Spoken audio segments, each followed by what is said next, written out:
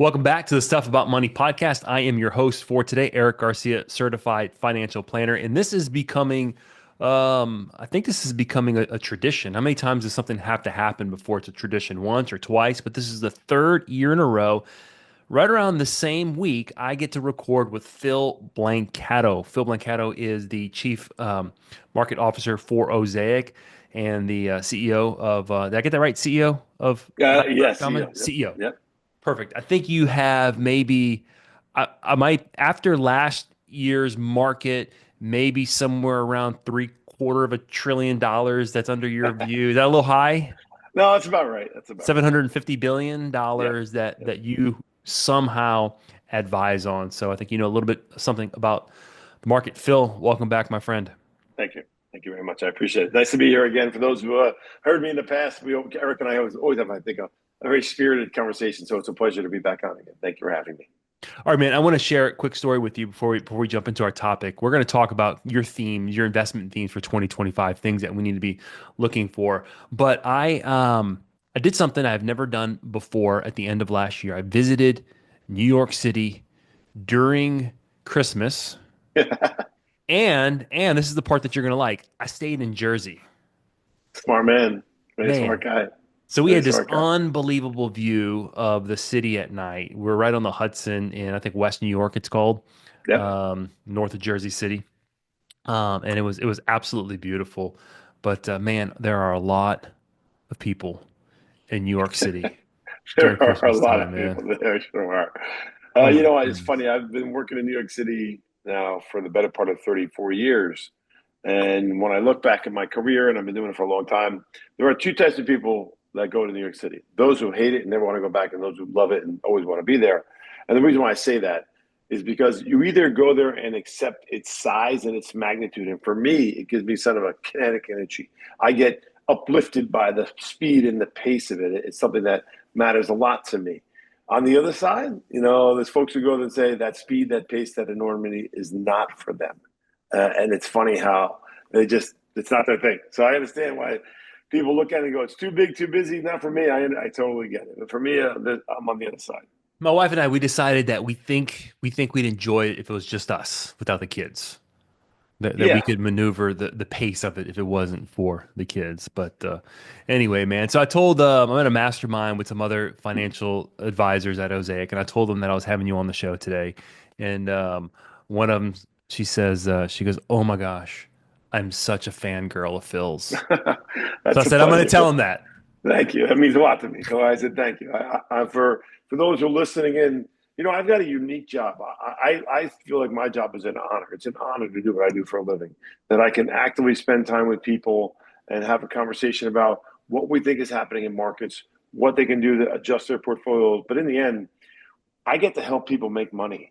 And that means maybe they retire better, they get to achieve some goals and some dreams, maybe they give money to the next generation, but they simply live a better life. And for me, that's a tremendous honor. So I take a lot of pride and passion in it. And I'm happy to hear some of the folks, it matters to them as well. That's important to me. Yeah, I appreciate you saying that about helping people make money. From the investment space, we get to help people be good stewards of their resources, right? Investment savings, retirement savings, they're such a big part, not the only part, but they're a big part of people's financial plan. And it's important to get it right. It's important to make good decisions, good investment decisions, because as we know, man, emotions get in the way of investments, The number especially, one rule of investments: don't let your emotions get in the way. And you're absolutely right, yeah. Eric. That's where people blow it. The market doesn't love you, don't love it. And they get very emotional about their investments, and it causes issues, problems, breakage. You're absolutely right. It's the best. That's the best philism right there. The market doesn't love you. Don't love it. Just that simple. That's my philosophy. Risk plus time equals reward. Real simple. Risk Yeah. plus time equals reward. The market doesn't love you, don't love it, and you'll do just fine. Yeah. Keep your emotions out of the way. All right. What was your biggest surprise from 2024? What happened or didn't happen that made you kind of scratch your head from your original, maybe what you thought was going to happen? But there's a bunch of things that jump out. The amazing market returns, what happened with the Mag 7. But the biggest one certainly was the stickiness of inflation, that we saw inflation come down. In fairness, came down faster than most expected, but then it stopped. It stopped right about that third quarter there, beginning of the fourth quarter, and it leveled off, call it 4% to make it easy. And we're seeing a scenario where, because of the stickiness of that inflationary number, everything reverted back to where we were in 2023, meaning the Mag 7 were the winning asset class. Bonds did not offer a tremendous return. We saw volatility towards the end of the year. It's all because the Fed did not cut rates as quick as everyone thought, and that they did not cut because inflation was higher. It stayed higher, especially that last 3-4 months of the year. And that was a surprise. Much of this post-pandemic events have been surprising, whether the hiking of interest rates at a time when we had a cooling U.S. economy. That's not normally what happens. Usually hike interest rates when the economy is too hot, or the other side, cutting interest rates when the economy is actually heating up a bit and doing fairly well. So this has been quite different, quite unusual. And I think that fourth quarter was very emblematic of the unusual events that we're dealing with post-pandemic. It's not the typical playbook in the market, and your portfolio should reflect that. So we often say that history doesn't repeat itself, but it often rhymes. Did last year rhyme with anything, or is last year so unusual that it was just like a new story? I think it's a new story. I mean, there's a few minor times in history where we saw inflation go higher as the Fed was cutting rates to the 70s under Burns as the Fed chair. Arthur Burns was the last time I can think of that. But certainly, this was very unusual in the modern era, called Ronald Reagan forward as a president, and what they did under Volcker. You think about the eras of higher inflation and lower interest rates. It's 45 years that we really haven't had anything significant that have happened in this way that is so highly unusual. It's the opposite of what normally happens. Normally, you're hiking, as I mentioned, hiking interest rates to cool things down, not to save an economy or just to start off inflation. On the flip side, you're normally cutting interest rates just to rescue an economy, and this time we didn't need that. So it really is a different playbook. And I think what's so unusual about this was the amount of money that was pumped into the world, and especially the United States, from all the federal governments around the world, and especially the U.S. federal government, really did something that was unprecedented and new, to your point. And you're talking about COVID, the COVID money, right? You're talking The about COVID money. 4 years Yeah. ago, 5 years ago, Well, it or starts in 2008. To be quite honest with you, the amount of Mhm. money we pumped in during the Yeah. great financial crisis, it continues from 2008 on, simply because we have a scenario where historically low interest rates for a long period of time, and then obviously gets exacerbated after 2020 with, call it $8 trillion handed out into the system, and that trillions of it are still sloshing around, has created a very unusual environment. This shock of inflation was driven by all this extra money, and it hasn't really worked its way out of the system yet.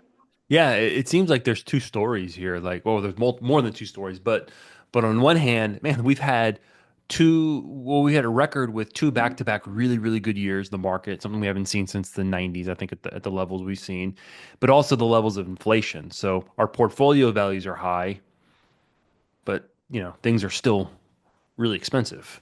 Only Uh, four times in history have you had back-to-back double-digit years, so it's highly unusual.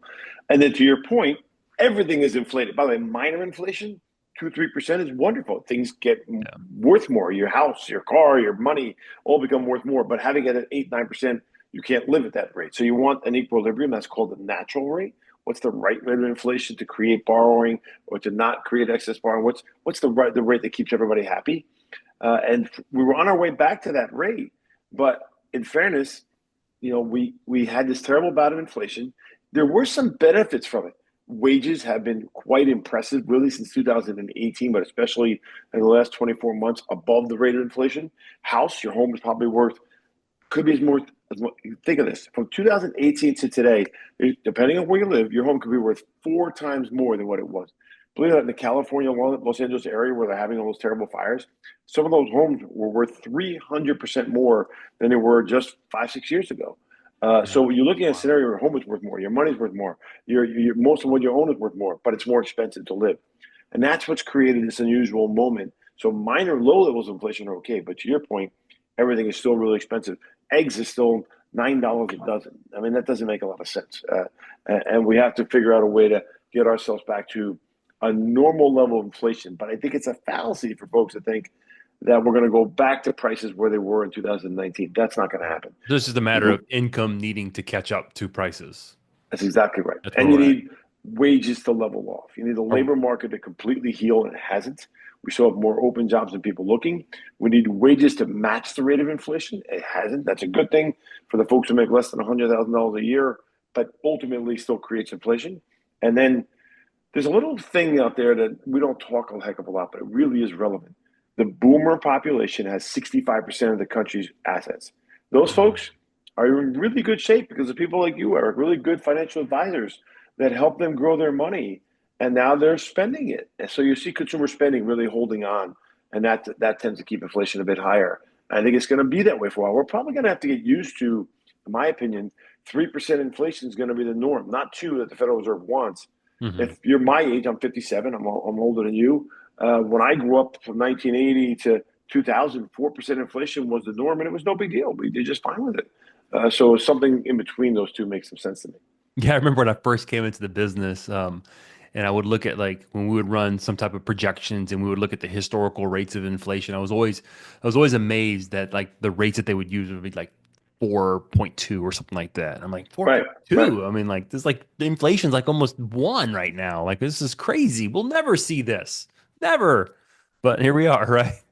If you strip out 1980 to 2000, the average rate of inflation going back to 1920 is 2%. So that's the norm.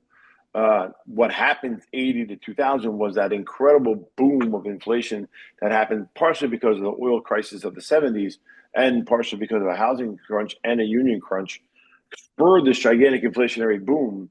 And it took 40 years to unwind it. And now here we are again, Yeah. not nearly as a significant inflationary boom. We don't see mortgages at 15% like they were then.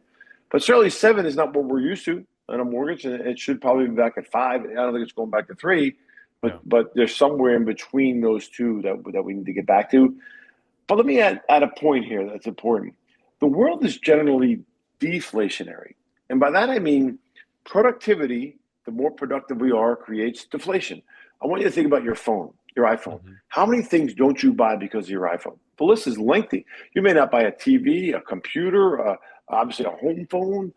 You may a Calculator. calculator. A camera, a video camera. All those things you don't buy are example how technology can be very deflationary. Hmm. Global demographics, older folks. Today they're spending, but as they age, they're going to spend less and spend more on healthcare than they do on buying stuff. Deflationary. So long term, we'll get back to where we're going to go. It's just in the short term, we're going to deal with these ebbs and flows of it Yeah. that make the markets a bit challenging, like they were in the fourth quarter. So here we are. We are in this like, let's call it a hangover. The economy is in like this hangover from all the money that it's consumed, that's been pumped into it over the past 14. I did that 16 years from 2008 that you said. So like Yep. last year was something we have never seen before. It was different. It was unusual. So here we are in 2025, coming off the heels of two record years or two back-to-back double-digit years in the stock market. What do we what do we do? What should we be looking for this year? How should we be positioning our assets? Should we be panicking? Should we be hitting the red button, Phil? Never hit the red button. There's no such thing. Markets are up 3 out of 4 years on average, going back to the 20s. So yeah, you have some down years once in a while, but you make it back, and you make it back pretty quickly. So never be out of the market. I'm going to give everybody a very dirty word. You can add this to your list of foul language, and you should use it as a foul word for the rest of this year. That word is called normal. I hate to say it, but going back to normal Phil, stock we don't market use that kind of returns. language on my podcast, man. It's a family Sorry show, about that, Phil. man. It's a family show. I apologize. Normal stock market returns of 8%. Normal bond market returns of probably 3 to 4%. If you look at history as your guide, the stock market returns 8 on average, going back to the 20s. Now, the last 10 years, it's 14. The last 5 years, it's 11. The last 2 years, it's 20. Those are very abnormal numbers. And abnormal, I think, is no longer the case because I'm not under the impression that we're going to be in a scenario where the federal governments around the world, including ours, are going to keep pumping money into the system to survive. What you're getting into is this kind of low growth period of time. China is no longer a global catalyst. The United States is still a catalyst. We're probably going to grow closer to 3%, where the rest of the world is probably 1.5%. and that'll get you this normal number. And I think normal's not terrible, but normal comes with normal markets, meaning we have at least 5% corrections every single year, one of 10% every single year, and we're due for a good 20. Wouldn't surprise me to do that because you have a new administration that's trying to thread the needle between tariffs, cutting taxes, growing GDP, and not creating inflation. That's a pretty tall order. And by the way, not adding to the current budget deficits. You can't have government spending help you get there. So you have a pretty tall order, and there's going to be a lot of gyrations around whether or not that can get done. Just I'll give you a simple one. Just extending the current tax cuts that were put in 2018 is really a stimulus because it's not expected to be there in 2026. So that priorities that are there, and I don't think it's going to be extended the way it looks today. So there is going to be a So lot of gyrations. you don't think it's going to get extended the way it looks today? I don't. You don't have a supermajority in the House or the Senate. Something's going to have to give back here. They're going to have to meet in the middle on some of the agenda items. Look, I'll be provocative with you. If everyone on this podcast, you guys think I'm crazy. I hope corporate taxes fall to 15%. Why? If you want, just take 10 minutes to go look at the Irish GDP. The country of Ireland is an incredible, unique experiment, which was a company loaded in debt for decades, the worst of the European Union. They cut their corporate taxes to 10%, changed the country in a 5-year period of time. They've now raised it to 15. They are the hub of economic power in Europe today when everyone else is falling behind. Corporate taxes today only represent 8% of U.S. GDP, so it's not a lot of money. And by the way, the money's taxed when it's given out in salaries and growth anyway. So I think that's something they can have a bargain on. Some of the other ones are a bit more challenging, like salt taxes. I don't think those to me are going to stay in there and not be taken out. My point is, this stuff creates volatility around what's coming and what's not.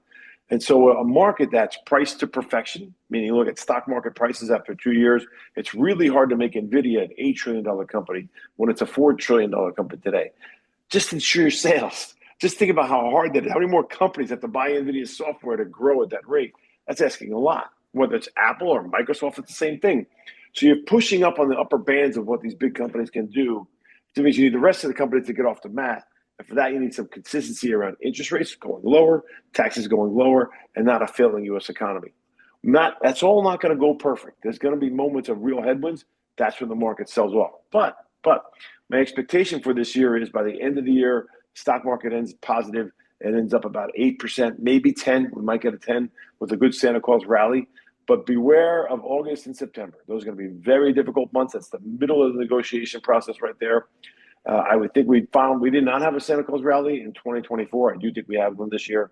Because my expectation, the end of the debate around a lot of this stuff will end in that October-November timeframe, and we'll have some resolution by December, really being a burst for the market. So equities are your best asset class this year, and I'd add to that U.S. equities. U.S. equities. I'm not a fan of emerging markets, and I'm not a fan of international. I think they'll do fine, just they won't keep up with the U.S. markets. So you just said a lot there. Let me kind of pull out a couple pieces to nuance a little bit more. Let's spend a couple minutes talking about the Mag 7, the Magnificent Seven, the 7 companies that have driven the markets for the past 2+ years.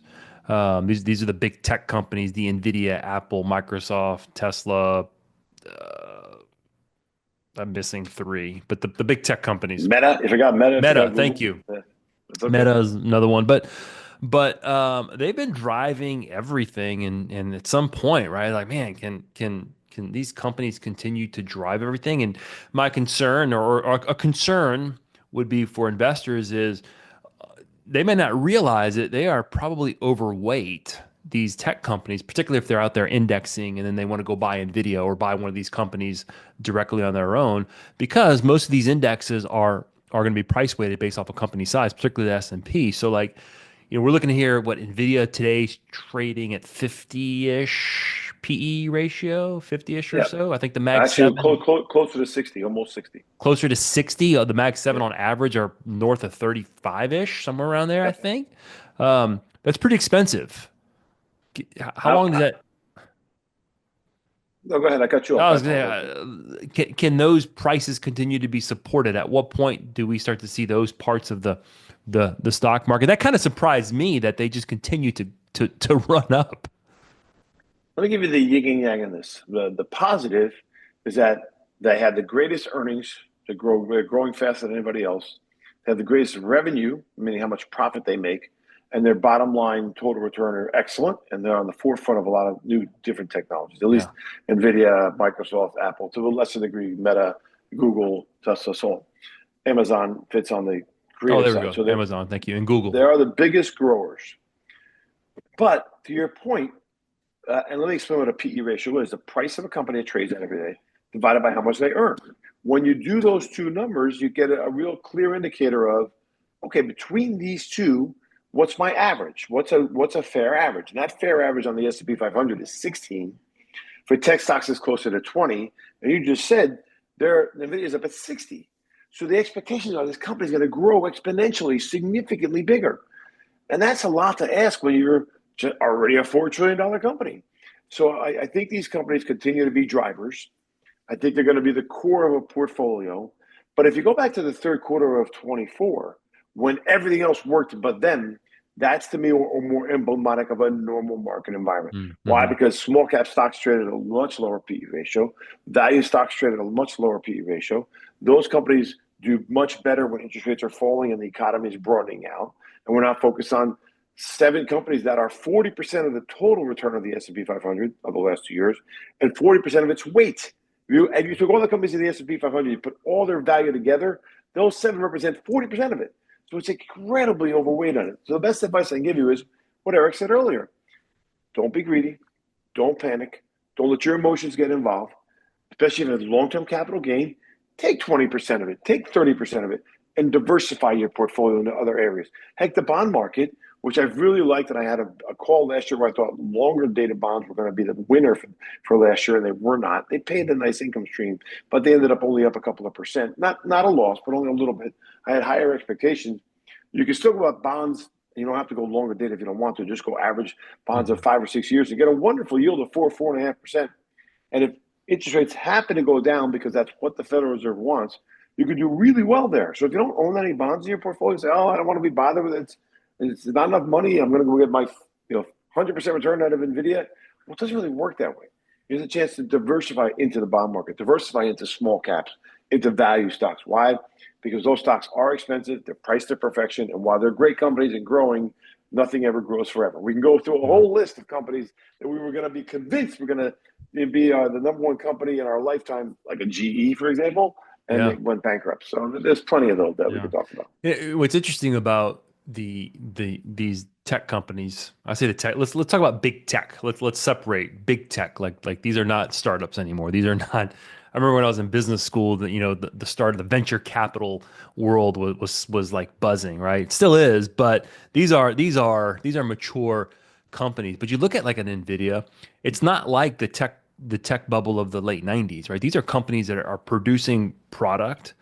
I mean, we're in a very, very young industry in AI. Like AI is even just we're at the tip of the iceberg. So you sit there and you look at it like, man, the, we have this high growth area of AI. These companies are on the tip of the iceberg of it. So part of me is like, man, they're going to continue, but then it's like, how can they continue? So yeah, diversification is always a good lesson that Mama taught us, right? Don't put all your eggs in Yep. one basket. Yeah, exactly. Um, one of the things that you kind of touched on this that I'm looking for this year that I think we kind of had it in 2024, but I'm expecting 2025. This is just gut, man. I'm not pointing to any data, right? But just it seems like it's going to be a lot more volatile this year. Maybe it's the new administration, maybe there's some unknowns, but it just seems like we need to gear up for some drawbacks like we haven't seen in the Yep, past few years. for So, sure. Spot on.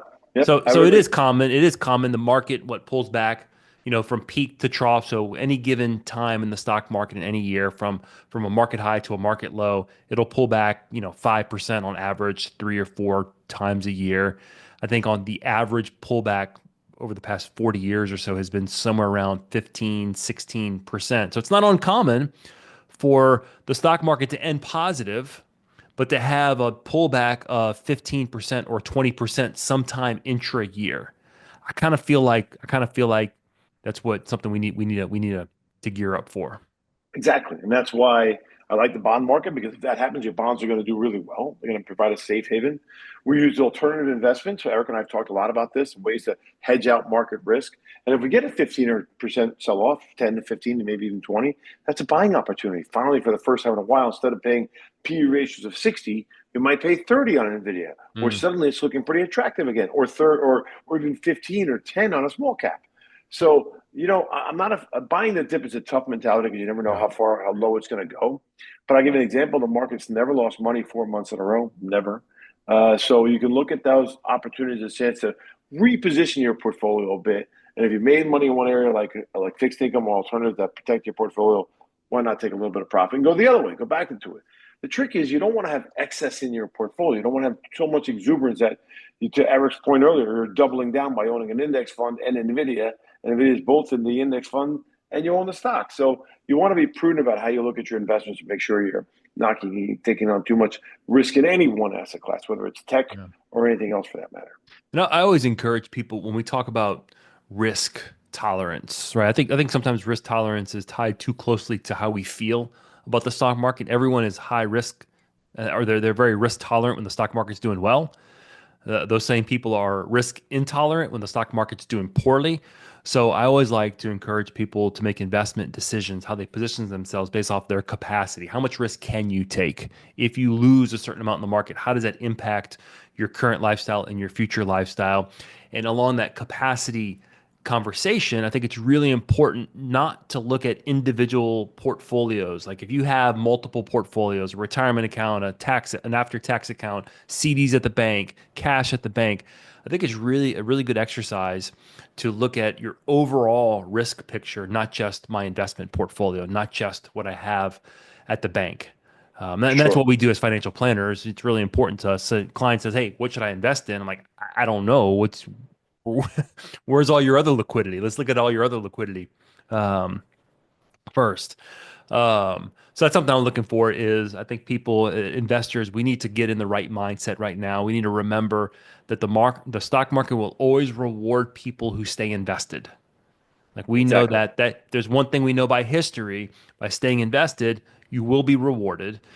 That's why it's really important to invest in accordance with the purpose of that money that you have invested, right? Is it short term? Well, maybe I shouldn't be in stocks. Is it long term? Yeah, maybe I should be 100% equities, depending on your situation. So be ready for volatility. Hey, let's have as we wrap up here, let's have a little bit of fun and what are some like maybe I'm gonna put you on the spot here. I was gonna say things that you wouldn't say publicly, but this is publicly. I'm not gonna put you on that spot like that, like inside. Like, what are you doing in your arcade account, your fun account? But compliance would probably shut this conversation down really quickly. But we're seeing a resurgence of crypto right now, Bitcoin, partially because of the influence of some of the cabinet members in Trump's presidency. And we're not going to get political here. This is just the landscape that we're dealing with. We're seeing big tech really being tapped to advise different departments, the Doge department. Um, Crypto and Bitcoin is something that we see come out of big tech. So what should we be thinking there? What are some areas to watch there? And again, we're not making any investment recommend. I'm going to say this right now. We talk about crypto. Crypto is still speculative. It is not a regulated security. It is still speculation, but it is part of the landscape, and we can't ignore it. We can't ignore the impact it's going to have. Well, look, from a performance standpoint, Bitcoin's up 11,000% in the last 12 years. There's $2 11,000. trillion in the crypto industry today. And I'm not advocating a buy or sell. That's not what I'm suggesting. I do think, like any speculative investment, those who want to be in that investment and earn reward based on the transaction, the buying and selling of it, So there, you can be in an exchange that buys and sells it. You can be in a particular ETF that buys and sells it. You don't have to be in the actual investment itself. So I think if you want to be in that space, there's some conservative ways to be in that space. It's hard to deny its growth. No, I am not a fan. I don't know how to value it. I don't know how to use it. I don't understand where it comes from. But there is money being made there, and quite a bit of it. And it is intriguing to the point you made about the current administration and the folks that back it up. So I think if you want to be in that space, you want to be in the how do you make money off the exchange where it's bought and sold? How do you make money in an ETF that maybe covers a lot of that asset class without taking as much risk?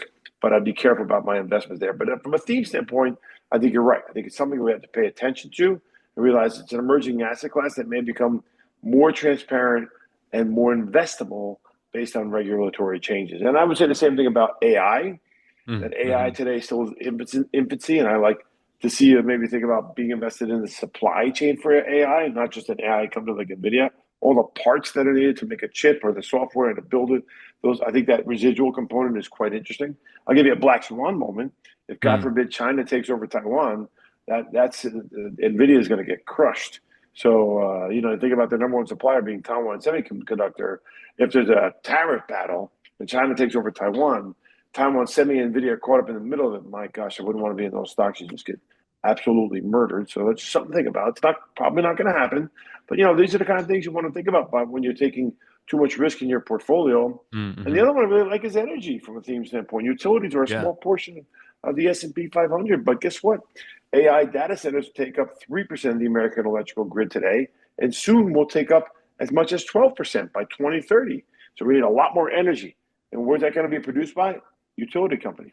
So I think there's something to be said to look at those as emerging themes for 25. Those are some things that I might want to think about.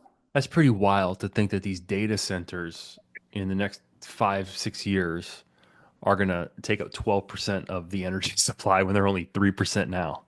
And they're all Yeah. being built right now. This is I remember I think it might have been at one of the conferences we were at. They had a futurist who talked about AI, and he said the real boom for AI is not until these data centers are built, because there's just not enough places to store Yeah. the amount of information that is being generated right now by AI, or that can potentially be generated by AI. Agreed. Awesome. Phil, any closing words, man? This we can go on forever, but this is always fun. Well, look, it's an honor and a pleasure to be on your show. Thank you. I guess my closing words would be it's time in the market, not timing the market. Like, timing the market's impossible.